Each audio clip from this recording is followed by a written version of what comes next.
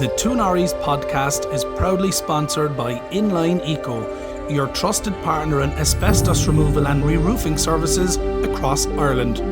Your peace of mind and safety are our top priorities. For more information, visit inlineeco.ie. Hello everybody and welcome back to the Two Norries podcast. I'm your host James and I'm joined as always by my good friend Timmy Long. Hi everyone. And Ciarirín de Buis. De Buis. De Buis. Say it you. Your full name. Ciarirín de Buis. You are the head of the Parole Board, the director. The chief executive. The chief executive of the Parole Board. That's an interesting role. But how did you end up getting into that? What's your background?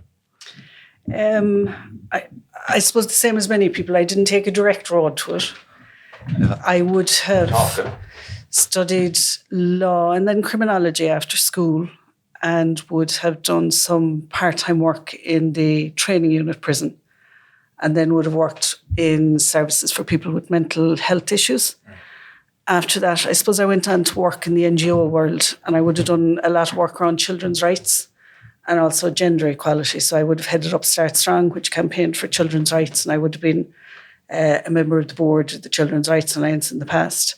And I would have also headed up Women for Election, which campaigned to see more women elected. You were never tempted yourself to go into politics? I think I like my private life a bit too much to be in political life. I'm not sure I could give that commitment to it. I was tempted, I won't lie, in the past. But I suppose I kind of like to have a bit of a boundary between work and home. Yeah, we spoke to Minister Helen McEntee here a couple of weeks ago. And the scrutiny that they're under personally, their families get brought into it, I wouldn't do it anyway. You've kind of no downtime because you're always on duty and you're always having people. One of the brilliant things about the Irish political system is that TDs and elected reps, be it council level or in the Dáil, are very accessible. Like we all know at least one TD or councillor. If we don't, we know somebody who does. Yeah. But the downside of that is that they'll have people calling to the door at all times of day and night. Yeah. And that's not the life for me. I like my time off. Yeah, you're dead right too. Let's talk Parole Board. Are people doing longer life sentences today than they were 10, 15 years ago? The life sentence now averages in or around 20 years. And I suppose I'm being deliberately vague because it tends to be 6 months shorter, 6 months longer, year to year. But averages don't really tell the whole story because it's such a small group of people.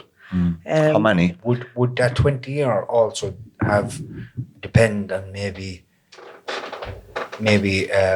whether the person is ready to go out? Like if they've, like say for example, if there's somebody in 15 to 20 year and they're still behaving in the same manner around drug addiction and involvement in crime within the prison system, like they're not going nowhere, are they, after 20 years? Well, I suppose I'll talk to the parole system, which for life sentence prisoners is their route out of prison. And we have a new parole system, so I can't really talk about numbers in that because it's so new. Yeah. We don't have enough yet that we can look to trends. But for us, I suppose we're guided by the legislation. There's the Parole Act 2019 that sets out how and why we can release somebody on parole. So it sets out that in order for somebody to be granted parole, and I'll just use the language of the legislation, for somebody to be granted parole, we, the Parole Board, have to be satisfied that they wouldn't pose an undue risk to the community, and that would include victims, that they're rehabilitated, and that it's appropriate in all other circumstances that they be released. And the considerations that we take into account when we're looking at are also set out in the legislation. So when I'm meeting with people, say if I'm meeting with the lifers group in any of the prisons, I would always say, look to section 27 of the Act. And we put copies of the Act in each of the libraries. Look to section 27 because that sets out the decision-making framework and it sets out what we can take into account and what we're obliged to take into account. So we're obliged to take into account the nature and gravity of the offence, the length of time that somebody has served, other offences for which they've been convicted, the work that they've done in prison, so education, training, work that they might have done with psychology or with probation, and then the various other factors, and they're all set out there. So when we're making our decision, all of those factors come into play. And when I say we making the decision, I'm the chief executive. I'm not a decision maker in this. It's the members of the Parole Board who would make the decision as to whether to grant somebody parole or not. But there's a lot taken into account before somebody is granted parole. You know, you spoke about the rehabilitation section there, and that's an important one. So what is the criteria that you look for in relation to the rehabilitation? Someone going through rehabilitation, do they have to be drug-free? Do they have to be working with psychology and understanding where they can get an understanding of why they behave in certain ways, you know, when they're involved in criminality? Sometimes for somebody to take someone's life, they're probably not involved in criminality and it just happens out one night or something like that, and we won't get into that 'cause it's a different story. But what is the real rehabilitation process that you look for? Well, I suppose there's no one tick list of things that somebody has to have done. It is very individual, and we do approach each application as an individual application. So we would look to what somebody has done, the work that they've done. It might help if I actually talk through the process in terms of what the information we get, so that then I can explain what we're looking at within that information. So under the Parole Act, the Irish Prison Service would tell us as to who is eligible to apply for parole. And to be eligible to apply for parole, you have to be sent, at the moment, you have to be serving a life sentence and to have served at least 10 and a half years of that life sentence. You can't be granted parole until you've served at least 12 years, but to be eligible to apply, you have to have served at least 10 and a half years. So when we get an application in, and we try and keep the process as simple as we possibly can. So when we get told somebody is eligible to apply, we'll write to them and we'll say, do you want to apply? If you do, send us back this form. And this form is a tick form and you put your name on it. And you can also apply for legal aid as well at that stage. We're very conscious in all of our work that literacy amongst the prison population isn't brilliant. Mm-hmm. So we work with NALA, for example, to plain English our communications. And we'll also translate to any language that people require as well. So we send that out. And if, assuming it comes back to us that somebody wants to apply for parole, we start two parallel process then. One is we will try to contact the relevant victim. And again, I'm using the language of the legislation here. So we will try and contact the relevant victim, which sounds very straightforward, but is not. We don't have a victim, or we don't have a register of victims of serious crime in Ireland. So trying to contact people in relation to an offence that might have happened 20, 25 years ago. Sure, probably going to the guards or... Exactly. Yeah. So we will work with Garda Síochána to try and get contact details of all those victims. So any victim, I will say in the meantime, any victim who does want to link in and engage with us is very welcome to do so. They don't have to wait until we try to make contact. So we'll contact them, we'll ask them if they want to make a submission. Assuming they do, they can either make that submission in writing or in person. At the same time, we also contact the services that have worked with the parole applicant.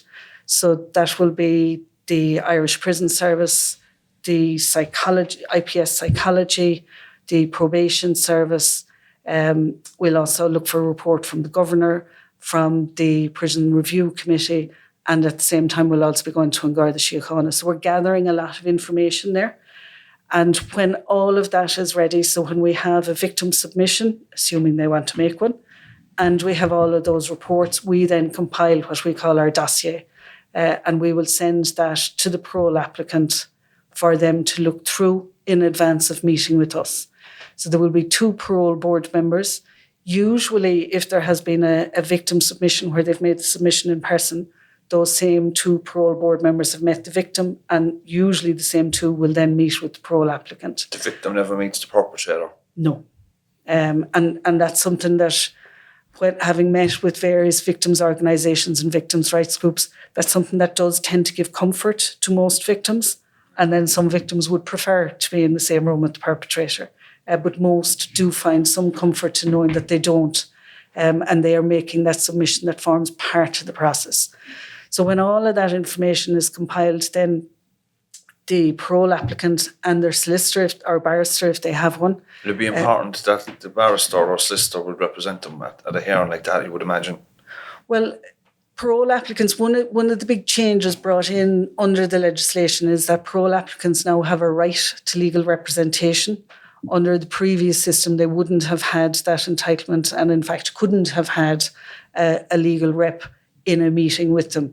Now they're entitled to, and I think particularly if somebody finds that their literacy isn't brilliant, because we're talking about a lot of paper here, if their literacy isn't brilliant, or if they're just not confident in a meeting and don't feel they'll be able to put their case forward, a solicitor can be very useful for that. And it is free legal aid, so it's available to everyone. They can either use their own solicitor, and we can put them through our free legal aid panel, or we can assign them a solicitor if they don't solicitor or barrister, if they don't already have one. So that a lot of the lads I would have spoken with have found it useful. It's not for everyone. Some people prefer to represent themselves, and that's their legal entitlement. But a lot of the lads I've spoken with have found it useful, particularly if they were nervous for whatever reason. And it can be nerve-wracking. I mean, you're talking about very personal stuff. You're talking about the work you've done. An awful lot of the parole applicants would have addiction issues. So they're talking about their engagement with the addiction services and where they are at in that particular stage. They will be talking about the work that they've done with psychology, the offence-focused work that they may have done. We're not retrying anyone. We are taking the conviction as sound because it has come through the courts. So we're not rehearing a conviction. But we are, I suppose, trying to get a context to the offence, and I suppose the risk factors that were in play before the offence was committed, so that we can then gauge whether those factors are still there or whether they have been addressed to a greater or lesser extent. So I suppose the short answer to your question is there isn't a tick list. It is very individual. But it is also very much down to the individual applicant as well in terms of the amount of work that they've done. What's the minimal amount of time somebody could spend on a life sentence? Under the legislation, nobody can be granted parole before 12 years. So somebody could be granted parole at 12 years. Most applicants who come in to us at the 12-year stage are not ready for parole, and many will say themselves they're not ready. That they're looking to move to the next stage rather than looking for parole. Under the legislation, I suppose we have 3 key powers. We can grant parole, we can refuse parole, or where there is a parole order, we can vary or revoke that parole order. So our role is not that of sentence management. That said, we can also make recommendations where we refuse an application for parole. We can make recommendations. So we will, for example, recommend if we think somebody is ready to progress to an open centre and is ready for that next stage of their sentence, we will make a recommendation that we feel they're now ready to move to an open centre. Do they all have to go to open centres? No. And there have been... Would you encourage it? It's much easier to establish that you're ready, that you're rehabilitated and you're ready to live back within your community if you're in an open centre and you have a programme of temporary release. So you're going out to do your course or your training or you're working in a job or whatever it might be. It's much easier then to demonstrate that you're ready for parole. It is trickier to demonstrate it within a closed prison, but that's not to say it can't be done, and it has been done. Yeah. Who sits in a parole board hearing? So you have the board, which is 15. You have the person who's in prison, their solicitor or barrister. Does the victim sit in the sitting as well? And another thing, if the victim gives a letter, and they give some commentary around their experience, how they're still suffering, and what this person done to their life. Is that taken into consideration as well on that and the parole, even though the person that is in front of you has been, from day one, working on his rehabilitation or her rehabilitation. They're not in trouble in prison. They've gone with the education system. They've interacted with everything that they could. You know, would that impact statement from the victim stop them? Would that stop them from going on? Let me take that in two parts. Yeah. In terms of what it looks like, and then the victim's role and the submission they'll make. Anyone who has watched either American crime programs where we look at parole hearings or the recent UK documentary Parole, the Irish system is different. Irish systems are usually different, and parole is no exception to that. We will, amongst our board members, 2 board members, if the victim wants to make an in-person submission, will meet with the victim. The same 2 board members will meet with the parole applicant, usually the same 2. Sometimes it's not always possible. So the parole applicant, so the person who's looking to get out on parole, will meet with 2 board members. There'll be a member from the staff team there. So one of my colleagues will be there to make a note of the meeting. And the parole applicant can have their legal representative there as well.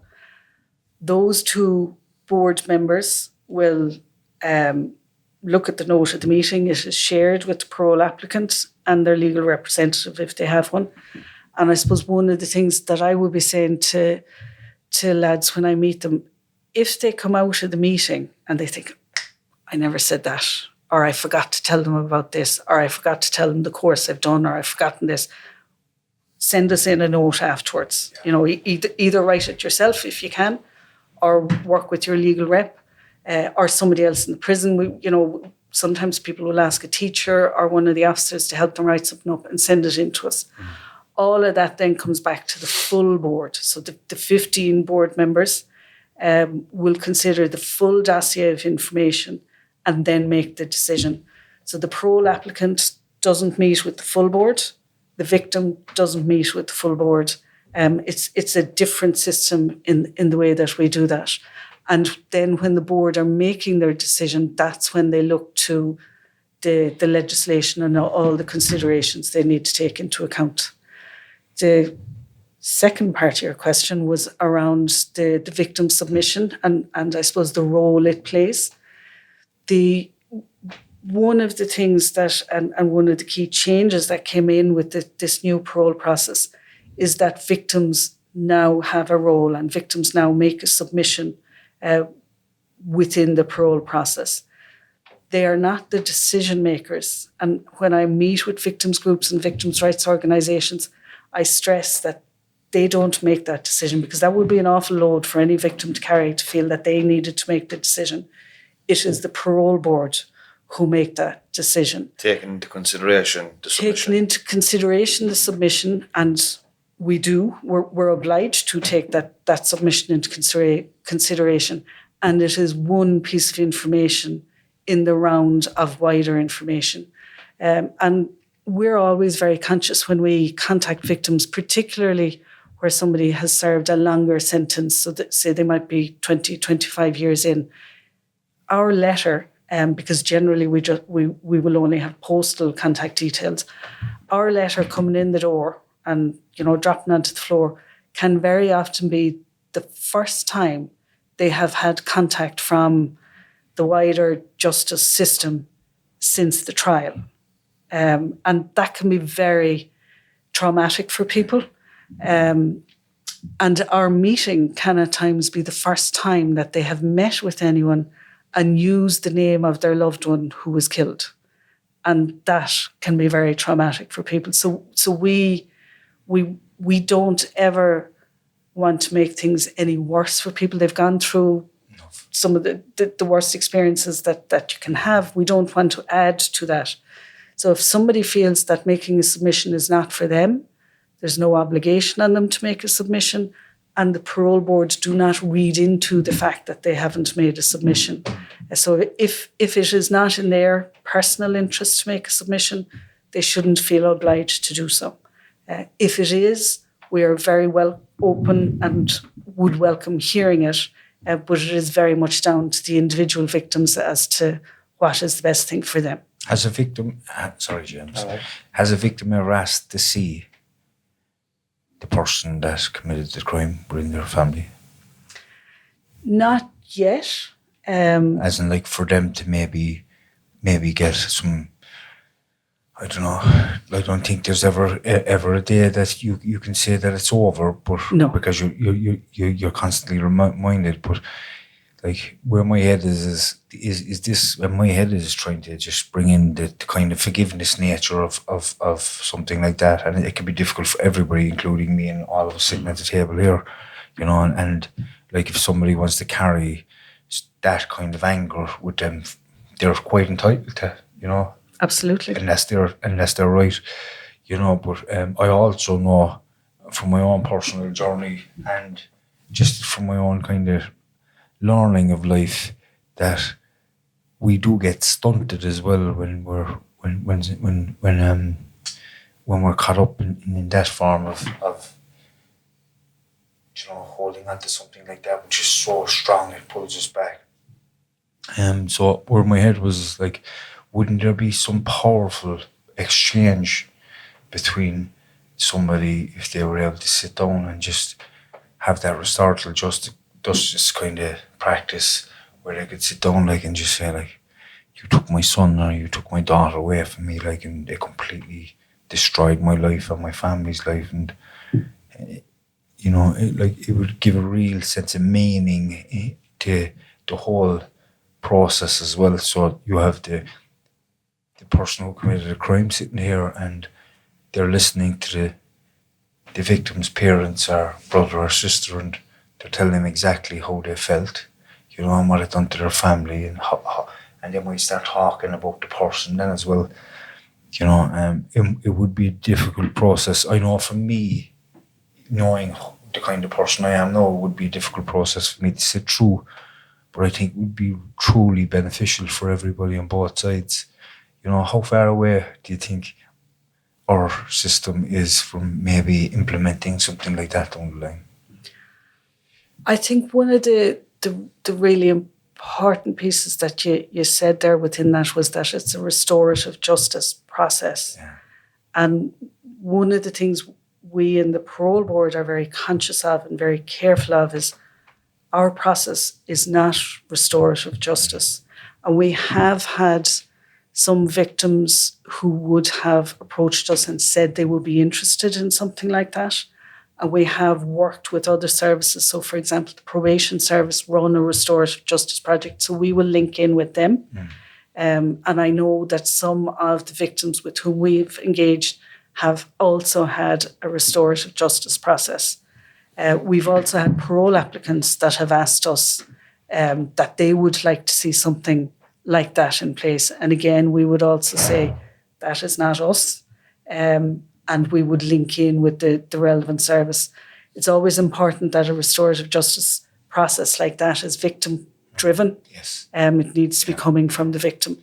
Yeah, there need to be supports there as well. In the Absolutely. For everybody. Absolutely. It's a process, and tends to be a long process leading up to sometimes meeting with the perpetrator in their case. Not always. It can be a shuttle process as well.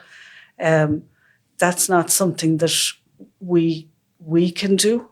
And I suppose amongst our considerations, while the victim submission is part of it, that there's also wider considerations that we need to take into account. And the considerations taken into a restorative justice process where people are, I suppose, reaching a reparation is different to ours. And we don't want to blur those. Now, neither do we want anyone feeling like we're passing them on further. We don't. We will continue to engage with the victim and ensure that the services and supports they're getting are meeting what they need as much as possible. And that is one thing that we're not always great on in Ireland, is having those supports and services in place. And I suppose one of the other things is we will meet victims with a whole range of approaches and attitudes and concerns, and we can never know going into a victims meeting. And I'm using the royal we here, as it tends to be my colleagues rather than I, in those meetings. But they will never know at the start of the meeting what the victim wants to say. Our role is to hear the victim. We need to hear what they want to say, and it is their meeting. So we will take our lead from them. As I suppose, as a wider parole board, our role is to be an independent parole board that protects our communities, is fair to parole applicants, and listens to victims. So there's a whole, I suppose, different strands of work within that, all coming back to we're an independent parole board making decisions on parole. The Two Norries podcast is proudly sponsored by Inline Eco, your trusted partner in asbestos removal and re-roofing services across Ireland. Your peace of mind and safety are our top priorities. For more information, visit inlineeco.ie. Do the guards make submissions? And let's say I was a high profile. No, most murders in Ireland are high profile, but some are more high profile than others. Is there a pressure on the parole board, even if the person went in high profile, right? But they went in and they started their sentence the day they got it. They did everything they were supposed to be doing, but they have this name or this associations or this, media interest.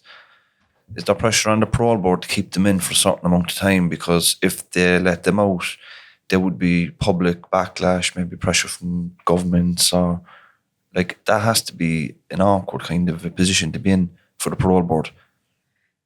It's not really, because the parole board, what we can and should consider, is set out in the legislation, and the legislation does not mention media, and the parole board do not consider media coverage when making their decision. They do not consider the high profile nature of the crime. They will consider the nature and gravity of the offence, but not how many column inches it generated at the time or since. That's not taken into account by the parole board. Where it might become a factor is if, say, somebody were granted a parole, and when we make our decision to grant parole, we will say that a parole order is being granted, and that somebody, whoever it might be, must be released by X date. And that X date can be up to 18 months into the future. So where it might become a factor is in managing somebody's release and ensuring that the supports are put in place around them.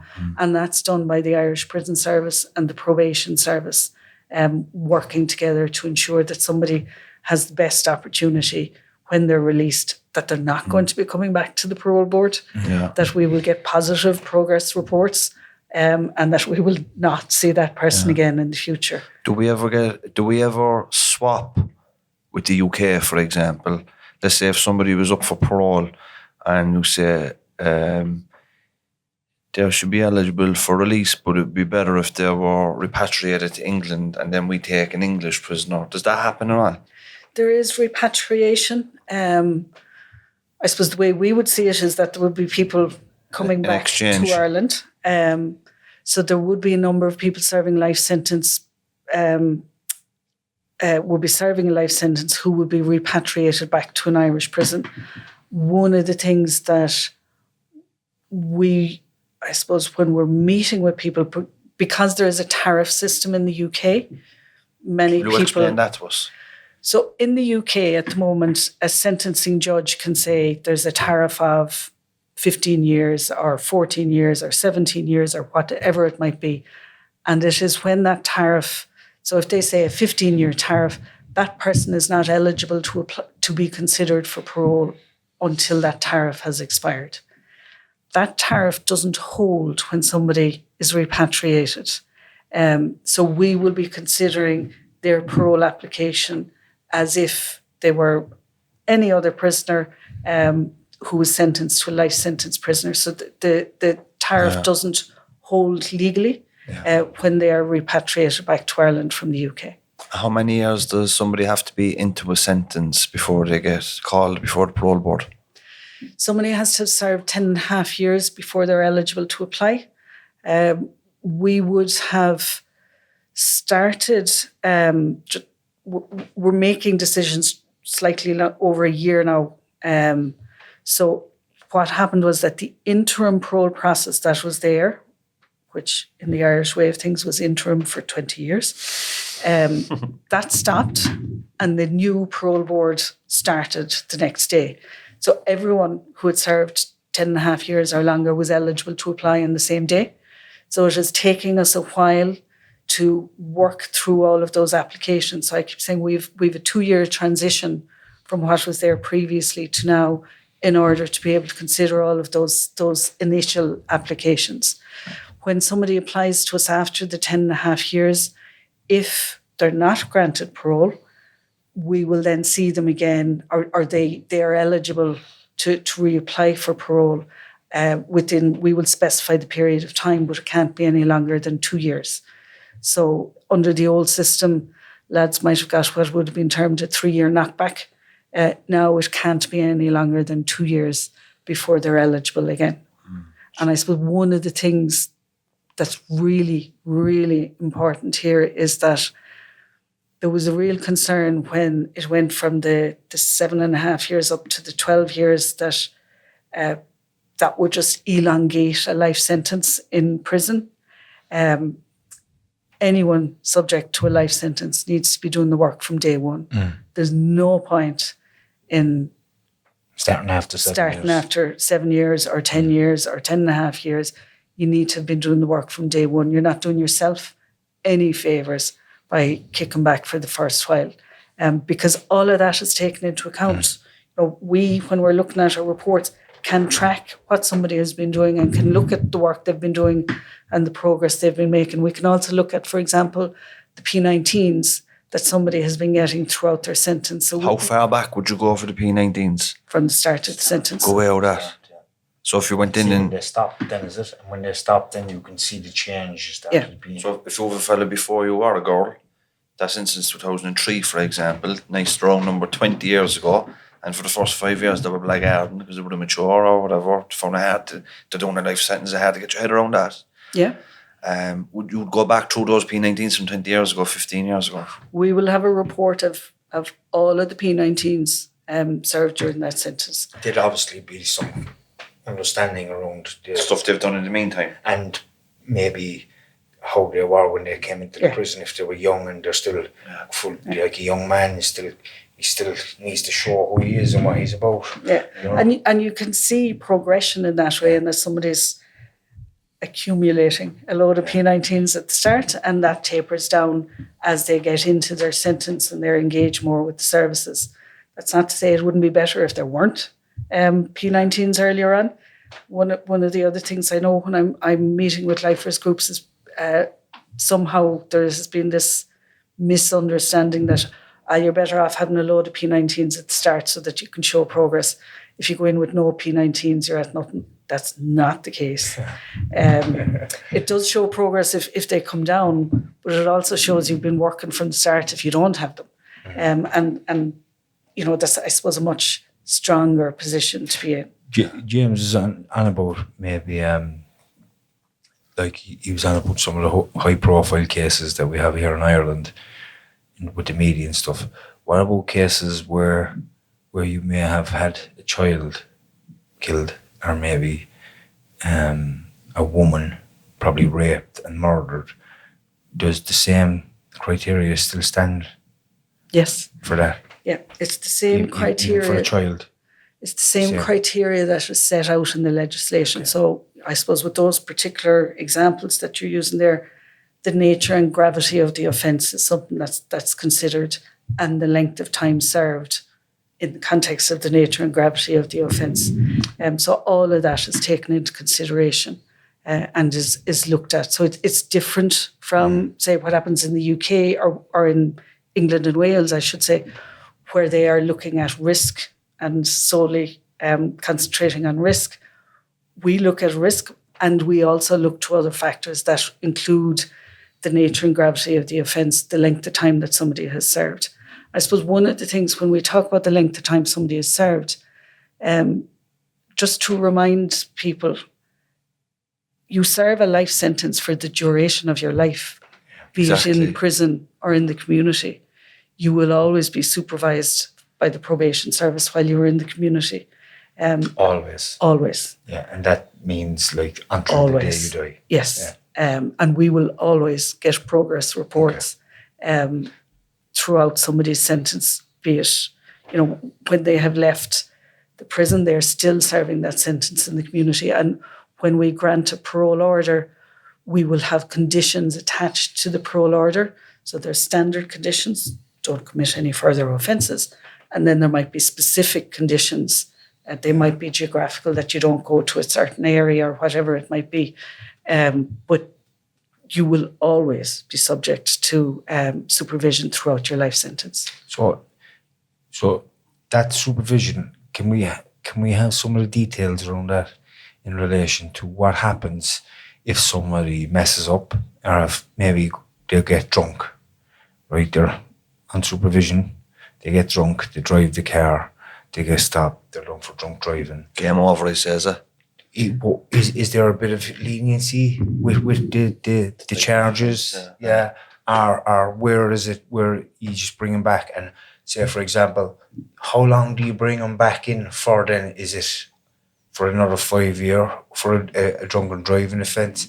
I'm just trying to get a little bit of an understanding. I might be going down the wrong road, but like what are the seriousness of the charges that somebody needs to commit before they get brought back in? Well, I suppose the first thing is I'm speaking in the hypothetical here, because that hasn't happened yet.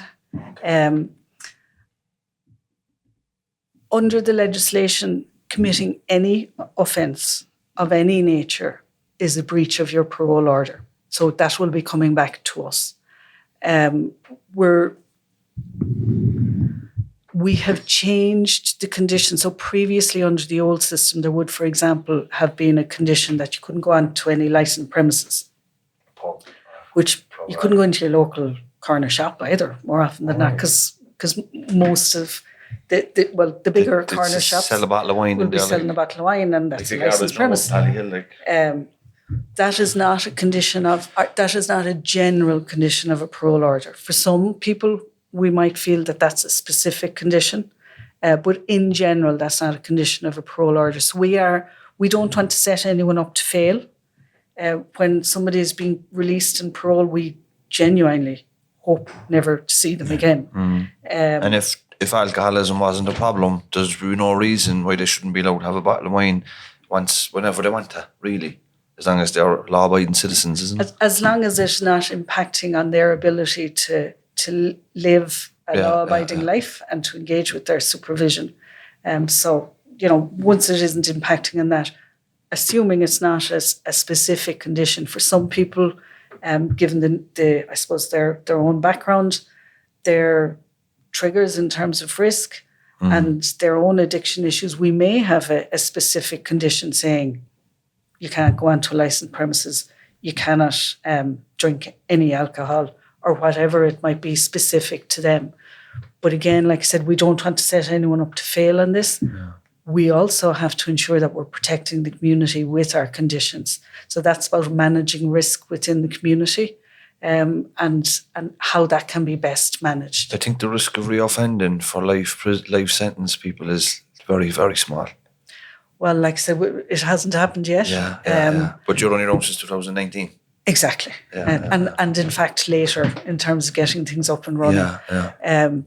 So it is a very low risk, and all of the research will show that it is lower amongst life sentenced prisoners. I suppose our concern is that we need to ensure that while it is lower, that it is managed well within the community. And that's where our colleagues in the probation service do incredible work, working with those who are in the community, serving their life sentence, and working with them to live life within the community as best they can with the supports that they need to do that. If I was going for parole and Timmy was going for parole, and Timmy have no history of addiction and I have a history of heroin addiction, would it be in the parole recommendations when you get out, part of the supervision, that I'd have to abstain from illicit drugs, whereas Timmy wouldn't? And with the urinalysis, weekly urinalysis, is that a thing? Well, it's an offence to use illicit drugs. So in using them, whether you had a history of addiction or not, you have broken your parole order. But it is a general condition that you would not engage in alcohol or other substance misuse to the extent that it impacts on your ability to fulfil the terms of your parole conditions. And that is done with the probation service. And there's also a general condition that you need to engage with services, be they mental health services, addiction services, or others, where the probation service think it would be of benefit to you. So, see, when you're doing when you do a drugs test, it doesn't say on the drugs test if what you used is illicit or not. Do you know what I mean? So if it shows up as opiates and you have a history of heroin addiction, let's say, but you'll have to be taking something. And the reason I say this, I met a fella in a treatment centre. I told Timmy before, I met a fella in a treatment centre. He was, I won't say where he was from, but he used to watch the podcast in the prison he came from. And he was after doing 20 years. He was in a drug residential treatment centre and he tested positive for opiates.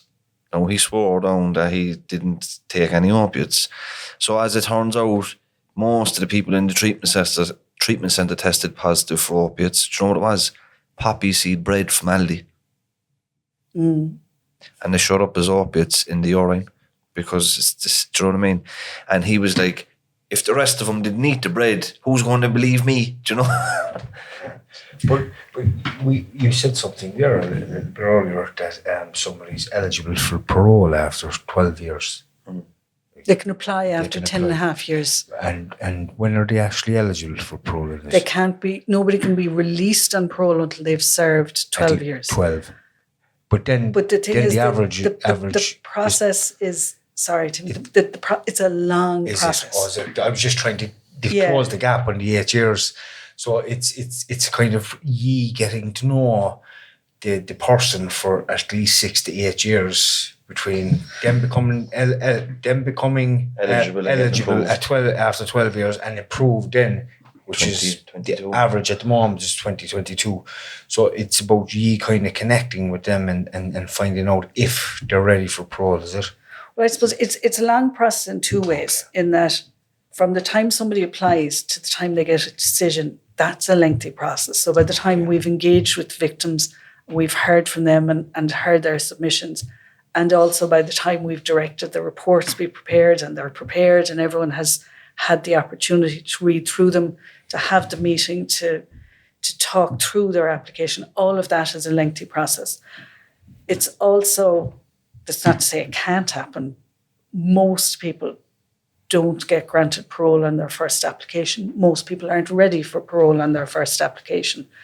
It is, I suppose, a way of demonstrating progress, from somebody's first application to subsequent ones where you can show that you've demonstrated that progress. And that does show, we will see, because we also at the moment can see their files from the old system, we can see the progress somebody has made and the changes they have brought about and how things have changed for them within their sentence and how they are managing this stage of their sentence. And you can see how somebody is moving through, not always in a straightforward line. Life doesn't happen in straight lines. People will have setbacks. And again, the Parole Board are pragmatic that people will have setbacks, the same as life inside and outside. We all have setbacks in life. So the Parole Board are pragmatic about that, but also need to take into account those setbacks and what they would mean, I suppose, in the wider context if somebody were to be on parole, and what they need to then put in place to manage that so that they don't find themselves back in the same situation again. Who makes up the Parole Board? What's the profile of the people on it, and can people apply to go on it? Well, the legislation sets out who is on the Parole Board in terms of where they're coming from. So it's chaired by a former High Court judge. At the moment, that's Judge Michael White. And then there are what we call nominating bodies. So An Garda Síochána can nominate people, the Irish Psychology Society, the, I'm going to mangle the names of these now, the Psychiatric Association of Ireland, the Irish Prison Service, the Probation Service, all can nominate members. In order to ensure gender balance, they're actually usually asked to nominate 2, and then the minister will appoint from those 2. So they're asked to nominate a man and a woman, and we do have a fairly well-balanced board in terms of gender that way. And there are also within that community representatives. So there are a number of community representatives, and that's advertised when there are vacancies, and people would then apply to that and go through the public appointment service process in terms of their parole application.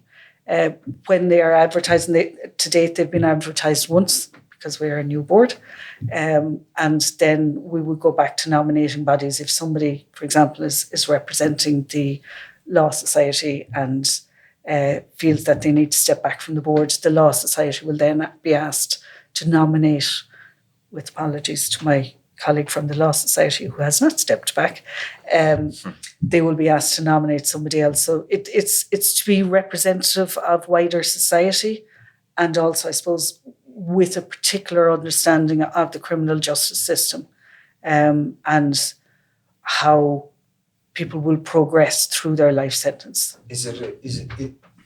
What does it boil down to then? Does it boil down to everybody agreeing on whether somebody should get out or not? Or does it boil down to, is it a voting system?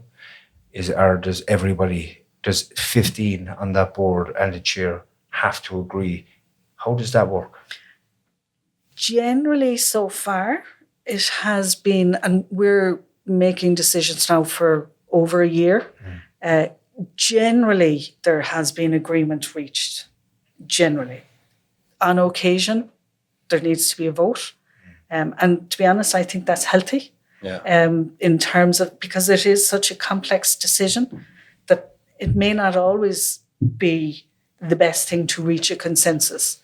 Because if it was always to reach a consensus, I think we might become extremely risk averse in that. 15 people there, they're probably all senior in their own backgrounds, and nobody wants to. They might be strong in their opinions. Like we have very strong that's why they're opinions there. at the board meeting, and that's why they're there. And they're all bringing their own expertise. I suppose they're also all looking at things from a very slightly different lens within that. Somebody who is coming from one. I'm now thinking of my board members, so I don't want to pick out any one particular area. But you have people there representing victims, the guards, the lawyers, the prisons, the perpetrators. You have all those people in a room trying to agree on something. We've people there, say, from the guards, the Irish Prison Service, the Probation Service, psychology backgrounds, psychiatry backgrounds, and they will all be coming from slightly different perspectives and will have a different expertise and will be bringing a different lens to it. In general, they will all be coming towards the same decision.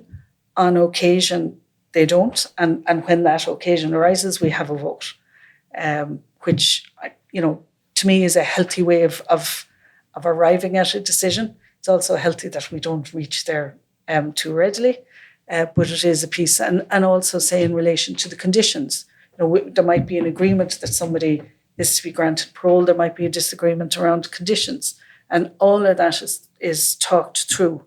They tend to be very lengthy board meetings because there's so much to be considered in each individual decision. You need to get that decision right, don't you? Absolutely. It's critical. And I was just going to say, your board, is there a criteria that they have to tick off as well to be on that panel? Say, for example, they can't be on that board if they've had somebody murdered in their family. And this is just... If there's a conflict of interest in individual cases, people will step outside of the meeting for that individual case and don't participate in any of the discussions, and also wouldn't be party to any of the decision-making process. So that is critical in that way. If there is a wider conflict of interest, they're not the person to be nominated to become a board member. So I suppose it's managed at that earlier stage. Ireland is very small. Everyone on the board at some stage will have a conflict with an individual case, be it that they know the victims or may have worked with the applicant or whatever it might be in the past. So people will routinely step out for that particular discussion and decision. I'm guessing people with criminal records can't be on the board. Well, the legislation sets out who can be on the board. Other legislation may prohibit people from becoming board members if they have a conviction. Okay. Is there anything else that we're missing that you think is poignant that we're bringing up before we finish? I think one of the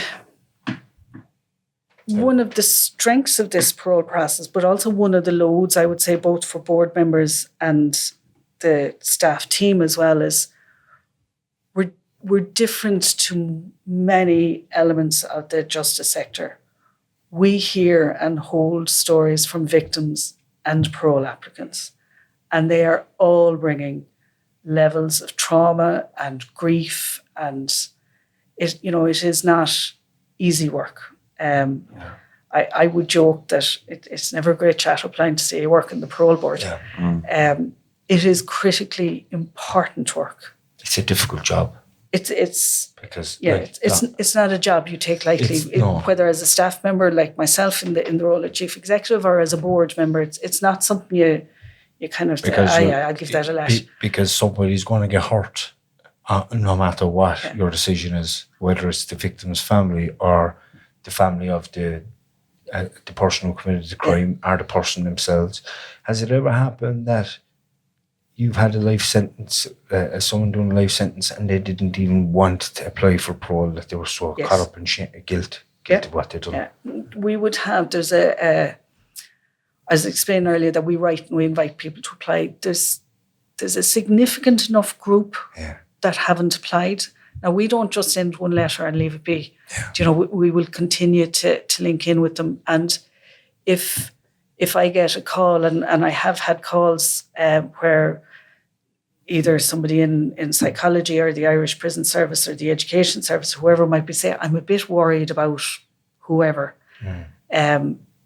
I will go and meet with them because I'm not a decision maker. I can go and meet with them and say, look, this is the parole process. Think about applying.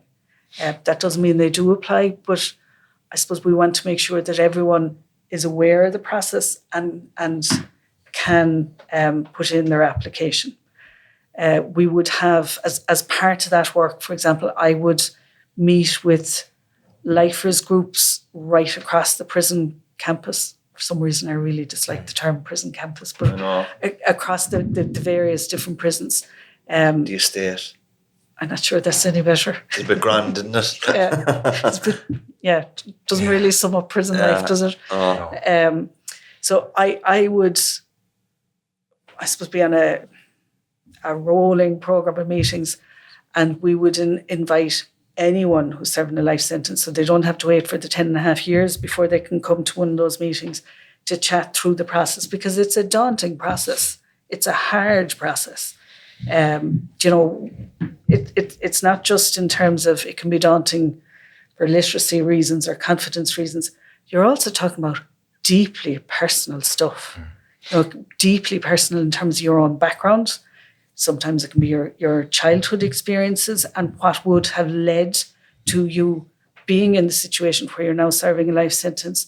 It can be in relation to your addiction issues. It could be in relation to the sentence you're serving and the work that you've done. It can be in relation to how you feel about the victim's family. And that can be extremely distressing for applicants. It's also extremely distressing for victims in making those submissions. So it's not an easy decision. There's no parole decision that is reached quickly. I looked to other jurisdictions and looked to their average times in reaching a decision. And I'm usually agog going, how? It's not an easy, quick decision. It is a critically important decision. I don't think there will in general, when we reach a decision, somebody will be upset, somebody will be hurt, whether it's the victim's families and the hurt they're carrying, or whether it's the parole applicant and their family, or whether it is their wider community.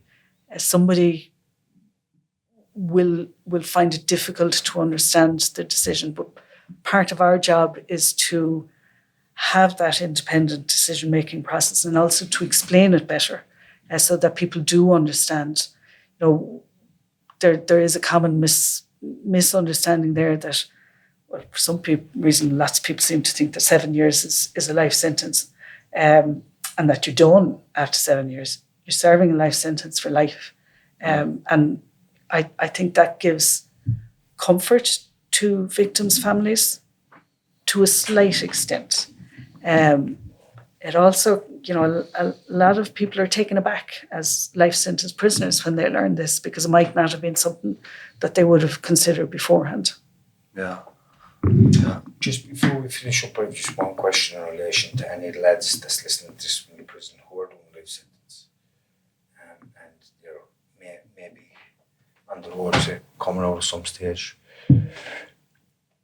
What, and you mightn't be able to answer this, what is available to the lads? Because you're coming from prison and you're coming into a different environment. Your old environment doesn't even look the same. Some of the people that were there are probably dead, are gone, or whatever. What does it look like for somebody you have to finish in 20, 25, 30 years? And I've met fellas that have been in 30 and 40 years in prison. How do they be integrated back into society that they don't even know? And the only society they've known for the last 30 or 40 years would be a prison setting. Do you give them the option of maybe continuing the rest of their lives inside an open centre? Is that something that I don't know if you could even answer that? Is that something that we should be doing, offering them that? Because I don't know what people would do going back out into society after 30, 40 years. I couldn't even wrap my head around it. And it is hard. The world has changed completely.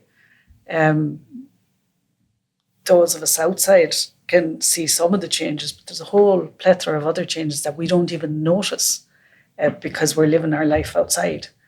I think one of the real strengths in the Irish system is that ongoing supervision, and supervision in that way can sound like the wrong thing, because it is as much support and engagement as it is supervision. So it's having those services in place, having the supports you need in place. And that's, again, is one of the advantages of the Irish system, is that we can say we're granting a parole order and whoever should be released on a date on or before 12 months' time or 18 months' time. And that's to allow time to have the supports they need in place. The likes of the Cork Alliance Centre there now, Sheila Hanley, she'd have people that would be out after doing life sentence and she'd be supporting them along with the probation service. Yeah. And it's having those supports in place. It's having a home so that you're not going to be back out in the street. It's having your housing sorted. Do you ever get to a situation where somebody's in 20, 30 years, they're in an open prison, they have routine structure, they might have a job, and they're eligible for parole, they don't go for it because they don't want to get out? Or they go for it but make it clear during the meeting that they don't want to get out? Yes. How would you manage that? Yes, we do. Can people stay in forever if they want? I'm sure my colleagues in the Irish Prison Service would be aghast. I know, yeah. Given the level of overcrowding and how overcapacity they are. There are people who don't want to get out. After 2 or 3 decades. And there are people who self-sabotage, who you can see are on the way out and will do something to set them back and will say, I couldn't cope. I just couldn't cope with the idea of it.